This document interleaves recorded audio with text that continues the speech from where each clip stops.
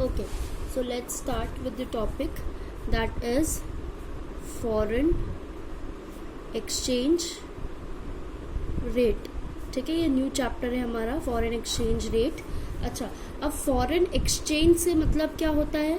Foreign currency. क्या मतलब होता है? Foreign currency.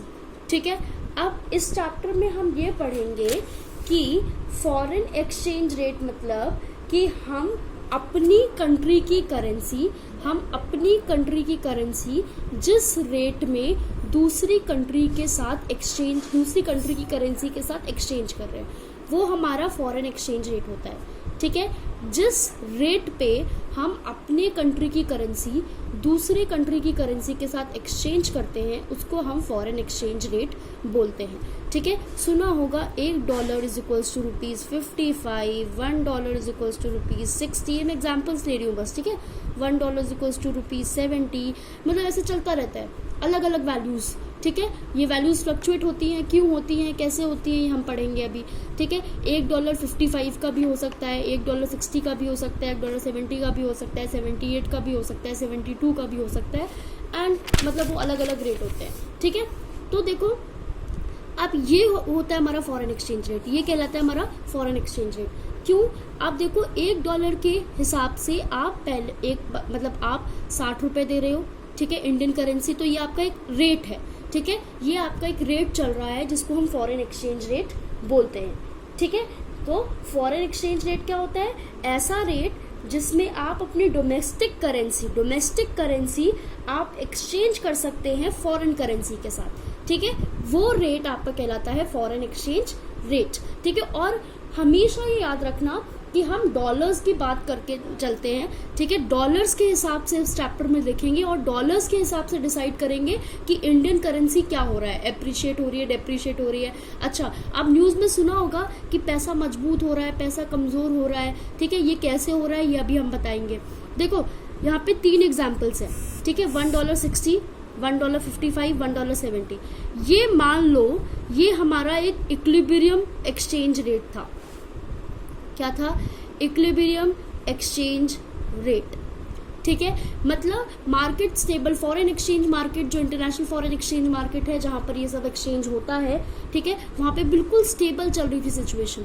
ना हमें ज़्यादा पैसा देना पड़ रहा था डॉलर के हिसाब से, डॉलर भी मजबूत था, हम भी सही चल रहे थे. अब मजबूत का मतलब मान देखो $1 55, तो यहाँ पर हमारी करेंसी क्या हो रही है? मजबूत, जिसको मैं इकोनॉमिक के टर्म में क्या कहूँगी? एप्रिशिएट हो रही है. क्या बोलूँगी? एप्रिशिएट हो रही है. ठीक है, कैसे? मुझे $1 के हिसाब से कम इंडियन रुपी देना पड़ रहा है, तो मेरी करेंसी तो मजबूत हो रही है ना. पहले मुझे $1 के हिसाब से ज़्यादा पैसे देने पड़ रहे थे. खुद सोचो, ज़्यादा पैसे देने पड़ेंगे तो हमारा घाटा है ना. ठीक है, तो ये देखो, ये वाली सिचुएशन देखो, $1 70, इसमें क्या हो रहा है? डेप्रिशिएट हो रही है हमारी करेंसी, मतलब कमज़ोर हो रही है इंडियन करेंसी, क्योंकि अब ज़्यादा $1 की बजाय आपको ज़्यादा इंडियन करेंसी देनी पड़ रही है. ठीक है, ये इक्विलिब्रियम सिचुएशन थी जहाँ पर स्टेबल चल रहा था. ना हम बोल सकते हैं ज़्यादा देना पड़ रहा था, ना कम देना पड़ रहा था, बिल्कुल सही था ये जो एक्सचेंज रेट था. इसको हम इक्विलिब्रियम मान के चलते हैं. ठीक है, मान के, ये सब एग्जाम्पल है. ठीक है, मान के चलते हैं. अच्छा, अब ये इंडियन इकोनॉमी में भी हमने पढ़ा था कि क्या कहते हैं, हमें फॉरेन एक्सचेंज मेंटेन करना ज़रूरी होता है. क्यों मेंटेन करना ज़रूरी होता है? क्योंकि जब भी कोई ऐसी सिचुएशन आए जब आपको बाहर से कोई चीज़ इंपोर्ट करने की ज़रूरत पड़े तो आप पेमेंट किस में करते हैं? फॉरेन एक्सचेंज में करते हैं. और फॉरेन एक्सचेंज मतलब स्ट्रॉन्ग करेंसी. स्ट्रॉन्ग करेंसी कौन सी कंट्री की होती है? जो डेवलप्ड कंट्रीज होती हैं. ठीक है, उनकी करेंसी को हम स्ट्रॉन्ग करेंसी मानते हैं. ठीक है, और उनकी करेंसी में ही हमेशा एक्सपोर्ट इंपोर्ट में पेमेंट होता है. ठीक है, उसी करेंसी में. ठीक है, जो स्ट्रॉन्ग कंट्री की करेंसी होगी. तो हम इस चैप्टर में डॉलर्स और इंडियन रुपी लेकर चल रहे हैं. ठीक है, डॉलर्स के हिसाब से देखेंगे इस चैप्टर में. पूरे चैप्टर में आप पहले डॉलर्स का सोचेंगे, फिर ये सोचेंगे इंडियन करेंसी पे क्या इम्पैक्ट पड़ेगा. क्लियर? ठीक है, क्योंकि डॉलर्स हार्ड करेंसी है, इसको हम स्ट्रॉन्ग या हार्ड करेंसी भी बोल सकते हैं. ठीक है, और हमारी कंट्री सॉफ्ट करेंसी है. ठीक है, क्योंकि हम डेवलप्ड कंट्रीज में नहीं आते हैं. क्लियर? ये क्लियर हुआ सबको? ठीक है, अब हमारे यहाँ पर 3 एक्सचेंज रेट सिस्टम बने थे. ठीक है, तीन एक्सचेंज रेट सिस्टम बने थे। सबसे पहला एक्सचेंज रेट सिस्टम जो बना था that was fixed exchange rate system. मतलब ये क्यों बनाए गए थे, अभी मैंने बताया ना कि ये वैल्यूज ये कैसे डिसाइड हुआ कि $1.55 होगा, कैसे डिसाइड हुआ $1.60 होगा, कैसे डिसाइड हुआ $1.70 हो गया, ये हम पढ़ रहे हैं। ठीक है, ये अब हम पढ़ेंगे। एंड प्लीज याद रखना हमेशा कि जब आपको कम पैसा देना पड़े, नंबर सिस्टम के हिसाब से मत देखना कि मैम 55 तो कम हुआ, ठीक है, तो हम अप्रिशिएट कैसे हो गए। ठीक है, तो हमेशा उसमें, क्योंकि मैम 60 से तो 55 कम होता है, ठीक है, तो हम तो फिर कम पैसे, मतलब बच्चे आंसर देते हैं मैम डेप्रिशिएट हो रहा है क्योंकि 60 से कम हो गया, 55 पहुंच गया मैम।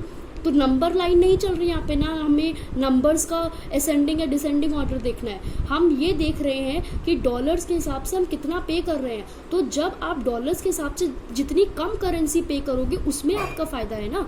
तो जब आप कम करेंसी पे कर रहे हो उसका मतलब आपकी इकॉनमी बहुत बढ़िया चल रही है, इकॉनमी आपका पैसा मजबूत हो रहा है। तो आप उस टाइम पे आपकी करेंसी क्या हो जाती है, एप्रिशिएट हो जाती है, मजबूत हो जाती है। ठीक है, और जब आपको ज़्यादा पैसा देना पड़ता है तो फॉल इन दी वैल्यू, ये राइज इन दी वैल्यू था, ये फॉल इन द वैल्यू हो जाएगा। तो इसमें हम क्या बोलते हैं, डेप्रिशिएट होगी इंडियन करेंसी डॉलर्स के हिसाब से।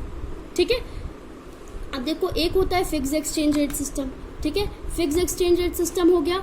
दूसरा होता है आपका, चलिए इसी में एक और हम मान के चलते हैं, बी पार्ट ले लेते हैं। ठीक है, जिसको हम बोलते हैं एडजस्टेबल पेग सिस्टम या ब्रेटन वुड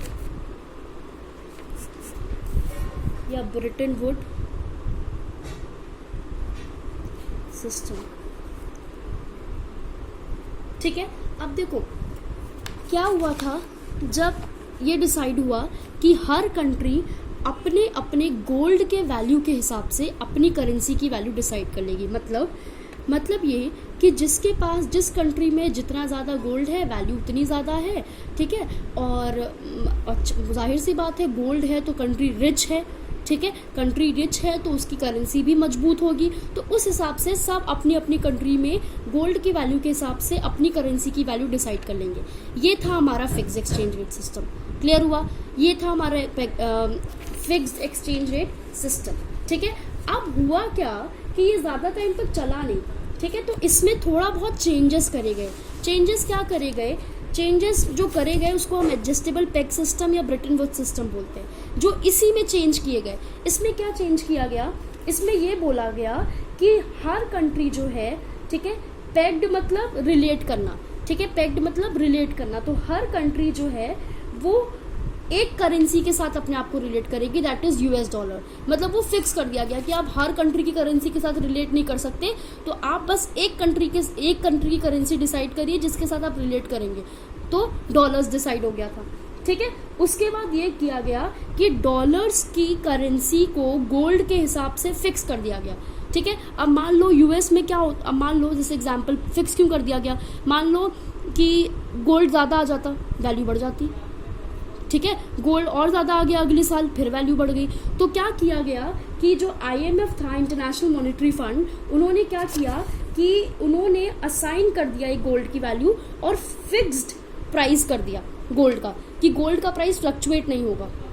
ठीक है, तो गोल्ड की वैल्यू फिक्स कर दी गई, उसी वैल्यू के अकॉर्डिंग करेंसी की वैल्यू भी एक फिक्स हो गई, मतलब ज़्यादा बढ़ नहीं रही थी। ठीक है, उसके बाद क्या हुआ कि कहीं ना कहीं दो कंट्रीज के बीच में गोल्ड एक ऐसा मीडियम रहा जिससे currency foreign exchange rate decide हो सकता था। ठीक है, ये तो कंटिन्यू था कि गोल्ड के according foreign exchange rate decide हो सकता था। ठीक है, उसके बाद और एडजस्टमेंट मतलब एडजस्टमेंट कब हो सकता था, एडजस्टमेंट जैसे $1 = 60 ये फिक्स हो गया था, फिर $1 = 75, ये कैसे एडजस्ट हो सकता, एडजस्ट तब हुआ जब तक इंटरनेशनल मॉनेटरी फंड अलाउ नहीं करेगी तब तक एडजस्टमेंट नहीं हो सकता था। ठीक है, तो एक तरीके से आप ये सोच लीजिए कि फिक्स, एक तरीके से IMF ने सब कुछ फिक्स्ड कर दिया था। ठीक है, अब ये ज़्यादा टाइम तक इसलिए नहीं चल पाया ये एक्सचेंज रेट सिस्टम, क्योंकि हर कंट्री में अनइक्वल गोल्ड था, अनइक्वल डिस्ट्रीब्यूशन ऑफ गोल्ड था, गोल्ड की डिमांड बहुत ज़्यादा, कहीं ना कहीं यू कैन से कि स्कैसिटी ऑफ गोल्ड था, ठीक है। गोल्ड देखो किसी किसी कंट्री में तो बहुत था, किसी किसी कंट्री में बहुत नहीं था। जैसे अब इंडिया की बात ले लें, जब ब्रिटिशर्स थे उस टाइम पे हमारे पास बहुत गोल्ड था, ब्रिटिशर्स गए साथ साथ में गोल्ड भी ले गए, ठीक है। और गोल्ड की डिमांड जो है वो बढ़ रही थी, ठीक है। क्यों बढ़ रही थी? क्योंकि गोल्ड जो है ना हमारा लिक्विड एसेट होता है। गोल्ड क्या होता है? लिक्विड एसेट, मतलब तुरंत के तुरंत कैश में, आप अभी गोल्ड लेके जाइए तुरंत आपको कैश मिल जाएगा। तो हर कंट्री चाह रही थी कि हम किसका रिजर्व मेंटेन करें? लिक्विड एसेट का, मतलब गोल्ड का। तो सारी कंट्री जितना जिनके पास पैसा था ना, जिस कंट्री के पास, सब गोल्ड खरीदना चाह रहे थे, क्योंकि एक तो आपकी करेंसी स्ट्रांग होती, दूसरी चीज आपका लिक्विड एसेट एक रिजर्व मेंटेन होता। रिजर्व मेंटेन करने का मतलब एक तरीके से गवर्नमेंट के पास ऐसा हो जाता कि जब आपको पैसा चाहिए तो बस आप गोल्ड बेच दीजिए, आपको पैसा मिल जाएगा मार्केट से, ठीक है। तो ये डिमांड, एक तो गोल्ड की डिमांड बढ़ रही थी, दूसरी चीज गोल्ड की स्कैसिटी भी थी, ठीक है, स्कैसिटी भी थी। उसके बाद गोल्ड की स्कैसिटी थी, डिमांड बढ़ रही थी, अनइक्वल था गोल्ड। तो क्या हुआ कि फिक्स्ड एक्सचेंज रेट सिस्टम को हटाकर एक एक्सचेंज रेट सिस्टम लाया गया जिसको हम बोलते हैं flexible exchange rate system. Clear? ये क्लियर हुआ। एडजस्टेबल, इसको मैं बोल रही थी एडजस्टेबल पेग सिस्टम और ब्रेटन वुड्स सिस्टम, ठीक है। इसको बोल रही थी कि जो थोड़ा बहुत एडजस्ट कर सकते थे वो एडजस्टेबल पेग सिस्टम कहलाता था, ठीक है। इसलिए मैंने बोला था कि मैं वीडियो में बताऊंगी आपको, जो आपको ज़्यादा क्लियर होगा, क्योंकि ब्लैक बोर्ड भी आई थिंक क्लियर दिखता है या नहीं दिखता मुझे पता नहीं लगता, ठीक है। तो flexible exchange rate system, flexible exchange rate system में क्या हुआ? फ्लेक्सिबल एक्सचेंज रेट सिस्टम में ये हुआ कि जो आपका एक्सचेंज रेट डिसाइड होगा, जैसे $1 कुछ भी जो भी डिसाइड होगा, ठीक है, ये छोड़ दिया गया। कैसे, किस पे छोड़ दिया गया? Demand and supply. Demand and supply मतलब मार्केट, देखो मार्केट में, ये हमने 11th में भी पढ़ा था, मार्केट में दो मार्केट फोर्सेस होते हैं, डिमांड और सप्लाई, चाहे वो जिस चीज़ की भी मार्केट हो, ठीक है। तो हर चीज़ मार्केट में डिमांड एंड सप्लाई के बेसिस पे ही डिसाइड होती है। तो इसमें भी छोड़ दिया गया मार्केट पे कि जिस हिसाब से आपकी करेंसी की डिमांड या सप्लाई होगी मार्केट में, उस हिसाब से आपकी करेंसी की वैल्यू डिसाइड होगी। अगर ज़्यादा डिमांड है तो ऑब्वियसली आपकी करेंसी ज़्यादा स्ट्रॉन्ग मानी जाएगी, ज़्यादा मतलब अच्छी वैल्यू आएगी। अगर मान लो सप्लाई ज़्यादा है, डिमांड नहीं है, तो आपकी करेंसी वीक हो जाएगी, ठीक है। ध्यान से सुनते जाना वीडियो को, बार बार पॉज करना जब मैं ये बोल रही हूँ, फिर समझा रही हूँ, पॉज करो, अपना नोट्स बनाओ, तभी क्लियर होगा ये टॉपिक, ठीक है।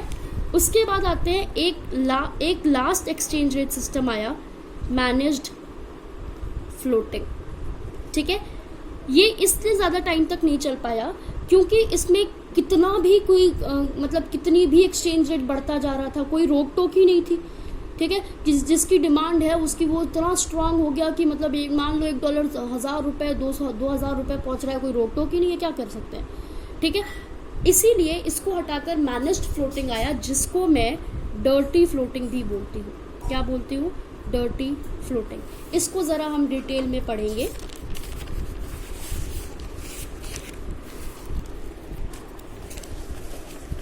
देखो, मैनेज फ्लोटिंग में क्या हुआ, जैसे फॉर एग्जांपल मैंने ये बोला, मैनेज फ्लोटिंग में हुआ कि चलो एक इक्विलिब्रियम एक्सचेंज रेट है, ठीक है, जो आरबीआई या इंडियन गवर्नमेंट मान लीजिए ने यहाँ पर एकदम इक्विलिब्रियम माना हुआ है, क्योंकि यहाँ पर दोनों कंट्रीज़ को कोई नुकसान नहीं हो रहा है, बिल्कुल इक्विलिब्रियम सिचुएशन चल रही है, फॉरेन एक्सचेंज मार्केट में बढ़िया सब सिचुएशन चल रही है। अब हुआ ये कि आरबीआई ने डिसाइड किया कि ठीक है $1.59, ठीक है, $1.61, ठीक है, यहाँ तक चलता है, इतना 1-2 रुपए का इतना चलता है, हम नहीं बोलेंगे यहाँ तक, ठीक है। इसमें मैनेज फ्लोटिंग में फ्लेक्सिबल एक्सचेंज रेट सिस्टम का और फिक्स्ड एक्सचेंज रेट सिस्टम का कहीं ना कहीं कॉम्बिनेशन आया। कैसे मैम? देखो, एक तो ये फिक्स किया गया इक्विलिब्रियम सिचुएशन, फिर जब डिमांड और सप्लाई, मार्केट फोर्सेस में डिमांड एंड सप्लाई के अकॉर्डिंग ये हुआ कि $1.59 हुआ, ठीक है, हमारी करेंसी अप्रिशिएट हुई, ध्यान से, फिर से अप्रिशिएट हुई बोल रही हूँ, ध्यान से सुनना क्यों अप्रिशिएट हुई है, ठीक है। आरबीआई ने बोला ठीक है, इतना डिमांड एंड सप्लाई के अकॉर्डिंग फ्लक्चुएशन मार्केट में चलता रहता है, ठीक है, यहाँ तक हम कुछ भी इंटरवीन या हम कुछ भी दखल अंदाजी नहीं करेंगे, ठीक है। अब क्या हुआ, $1 55, ठीक है, और यहाँ पे $1 65 ले लेते हैं। अब यहाँ पे फ़र्क आया, आरबीआई ने बोला अब हमें इंटरवीन करना पड़ेगा, मतलब दखल अंदाजी देनी पड़ेगी, अपने स्टेप्स लेने पड़ेंगे। मैम ये तो हमारा एप्रिसिएशन हो रहा है $1 के हिसाब से, ठीक है, और ये तो हमारी कंट्री के लिए अच्छा है, तो हम क्यों इसमें आरबीआई दखल अंदाजी करेगी, क्योंकि हमें $1 के हिसाब से कम इंडियन रुपी देने पड़ रहे हैं, तो मतलब हमारे लिए तो ये अच्छा हुआ ना मैम। वो इसलिए देने पड़ रहे हैं क्योंकि देखो हम कहीं ना कहीं प्राइवेटाइजेशन, लिबरलाइजेशन, ग्लोबलाइजेशन वाले ज़माने में जी रहे हैं, ठीक है, हम डेवलप कंट्री तो है नहीं, तो हमें अभी भी एमएनसीज को बाहर से बुलाना पड़ता है कि हमारे यहाँ पर आइए और इन्वेस्ट करिए, ठीक। अब मुझे ये बताओ कि जब एमएनसीज देखेगी या यूएस की कंपनियां कहीं की भी आ रही है, वो ये देख रही है कि हमें डॉलर के हिसाब से कम इंडियन करेंसी मिल रही है, कोई कंपनी क्यों आके इन्वेस्ट करेगी, क्योंकि उसका घाटा हो रहा है, ठीक है। तो गवर्नमेंट क्या सोचती है कि इतना एप्रिसिएशन भी अच्छा नहीं है, बैलेंस लेके चलते हैं ना, जहाँ पर हमें भी बेनिफिट उनको भी बेनिफिट, बैलेंस लेकर चलो, ठीक है। अब इस सिचुएशन को बैलेंस कैसे करेगी आरबीआई, देखना, आरबीआई ने सोचा पहले मुझे 60 रुपये देकर $1 मिल रहा था, पहले मुझे 60 रुपीज़ देकर $1 मिल रहा था, और मैंने ये पहले ही बताया है कि मतलब आरबीआई हमेशा फॉरेन एक्सचेंज मतलब फॉरेन करेंसी का रिजर्व मेंटेन करके चलती है।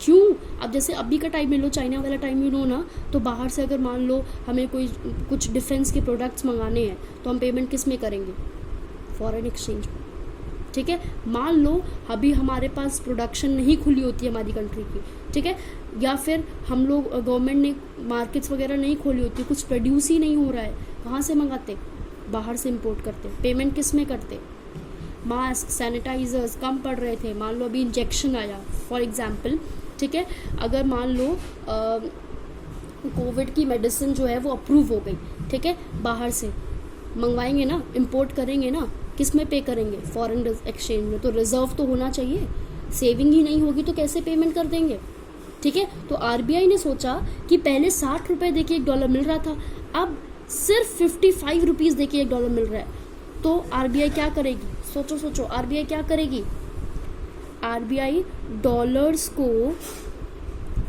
बाय करना शुरू करेगी, डॉलर्स को खरीदना शुरू करेगी from foreign exchange market. Foreign exchange market क्या होती है, वो मार्केट जहाँ पर buying and selling of foreign currencies चलता है, ठीक है। हर जगह आप मार्केट पे जरा जाओ, डॉलर्स लेकर बोलो मुझे इसके बदले इंडियन रुपी दे दो, हर जगह नहीं मिलता इंडियन रुपी, ठीक है। प्रॉपर मार्केट होती है, मार्केट इन द सेंस जैसे ये आरबीआई हो गई, ये सब ना, ये सब उस मार्केट का पार्ट है, ठीक है। तो डॉलर्स बाय करना शुरू कर दिया। अब जब डॉलर्स बाय करना शुरू किया, ठीक है, तो कोई भी चीज़ आप खरीदना चाह रहे हो, तो उसकी डिमांड आपने फॉरेन एक्सचेंज मार्केट में क्या कर दी, बढ़ा दी। आपने क्या किया, डिमांड को बढ़ा दिया, ठीक है। किसी भी चीज़ की डिमांड ज़्यादा है और सप्लाई बढ़ नहीं सकती, ठीक है, सप्लाई बढ़ नहीं सकती, आप डिमांड बढ़ा दिया है आपने, सप्लाई नहीं बढ़ सकती, ठीक है। कोई प्रोडक्शन तो है नहीं कि आपने चलो रातों रात प्रोडक्शन बढ़ा दी, ठीक है। तो करेंसी है भाई, हर कंट्री को चाहिए, ऐसा थोड़ी अगर मान लो डिमांड बढ़ गई तो हर कंट्री आपके लिए छोड़ देगी करेंसी, लो भाई हमारा भी डॉलर ले लो, मार्केट में सबको मेंटेन करना है हार्ड करेंसी, क्योंकि सबको रिजर्व मेंटेन करना है, ठीक है। तो डिमांड बढ़ गई, सप्लाई नहीं बढ़ सकती। तो अब मैंने एग्जांपल दिया था, मेरे पास एक पेन है, ठीक है, और आप सब उसे खरीदना चाहते हैं, ठीक है, डिमांड ज़्यादा है, मैं पेन को ज़्यादा और ला नहीं सकती, मेरे पास उस टाइम एक ही पेन है, तो मैं क्या करूँगी, प्राइस को बढ़ा दूँगी। यहाँ पर प्राइस का मतलब क्या है, फॉरेन एक्सचेंज रेट। प्राइस का मतलब क्या है, फॉरेन एक्सचेंज रेट, ये है प्राइस का मतलब, ठीक है। फॉरेन एक्सचेंज रेट बढ़ जाएगा। फॉरेन एक्सचेंज रेट मतलब $1 अगर 55 है, तो ये प्रोसेस, डॉलर्स को खरीदने का प्रोसेस तब तक चलता रहेगा जब तक $1 या तो 59 से 60 के बीच में नहीं हो जाता, तब तक चलता रहेगा, ठीक है, जब तक फिर से ये इक्विलिब्रियम वाली सिचुएशन को नहीं ले आते, ठीक है। और हमेशा याद रखना, मैंने बताया था ना कि डॉलर्स के हिसाब से हम इंडियन करेंसी को देखेंगे, ठीक है। तो हमने यहाँ पे डॉलर्स का प्रोसेस देखा कि डॉलर्स को खरीदना शुरू करेंगे, ठीक है। डॉलर्स को खरीदना शुरू करेंगे तो ऑब्वियस सी बात है हम डॉलर्स की डिमांड बढ़ा रहे हैं, तो हम इंडियन करेंसी की डिमांड को क्या कर रहे हैं, कम कर रहे हैं। तो जिसकी डिमांड कम हो जाती है और उसको हम उसकी सप्लाई को बढ़ा देंगे। फॉरेन एक्सचेंज मार्केट में इंडियन करेंसी बेच रहे हैं तभी तो डॉलर्स मिल रहे हैं वापस। तो इंडियन करेंसी बेच रहे हैं मतलब फॉरेन एक्सचेंज मार्केट में इंडियन करेंसी की सप्लाई ज़्यादा हो गई, ठीक है। सप्लाई ज़्यादा हो गई, डिमांड तो है नहीं, तो क्या करेंगे, प्राइस बढ़ जाएगा। तो मतलब प्राइस बढ़ने का मतलब फॉरेन एक्सचेंज रेट बढ़ जाना, 55 था तो बढ़कर 59 या 60 के बीच में पहुंच जाएगा। Getting my point? Okay, now next देखो, अब ये वाली सिचुएशन आती है जहां पर $1 = 65, मतलब हमारी करेंसी क्या हो रही है, डेप्रिशिएट। अब इसमें तो आरबीआई जरूर बोलेगी ज़्यादा देना पड़ रहा है हमें, ठीक है। तो इसमें तो आरबीआई जरूर बोलेगी। इसमें कैसे होगा देखो, $1 = 65 हुआ, हमें फिर से उसी इक्विलिब्रियम वाली सिचुएशन पे लेकर जाना है जहाँ पे स्टेबिलिटी आ जाए, थोड़ी बहुत तो स्टेबिलिटी आ जाए, नो फुली ना आए तो थोड़ी बहुत तो आ जाए, इतना ज़्यादा नहीं पे करना हमें, ठीक है। अब इतना ज़्यादा पे करने के लिए क्या करेगी, आरबीआई ने देखा कि 65 रुपीज़ मिल रहे हैं $1 के हिसाब से, ठीक है। तो आरबीआई ने सोचा कि इंडियन करेंसी की भी तो ज़रूरत पड़ती है हमारी कंट्री में, भाई ये जो लोन, गवर्नमेंट लोन वगैरह लेती है आरबीआई से, कमर्शियल बैंक्स को पैसे देने पड़ते हैं, ये सब इंडियन करेंसी देने पड़ते हैं, ठीक है। पब्लिक के पास जो मनी सप्लाई होता है ये भी इंडियन करेंसी होता है। तो हमें, हमारे पास, आरबीआई के पास इंडियन करेंसी का भी तो रिजर्व होना ही चाहिए ना। तो आरबीआई ने क्या सोचा कि ये परफेक्ट टाइम है कि अगर मैं $1 को सेल कर देता हूँ, $1 को सेल कर देता हूँ तो क्या होगा कि इंडियन करेंसी मेरे को मिल जाएगी, जाहिर सी बात है, ठीक है। इंडियन करेंसी मिल जाएगी और $1 के हिसाब से ज़्यादा इंडियन करेंसी मिलेगी, पहले 60 मिलती अब 65 मिलेगी, ठीक है।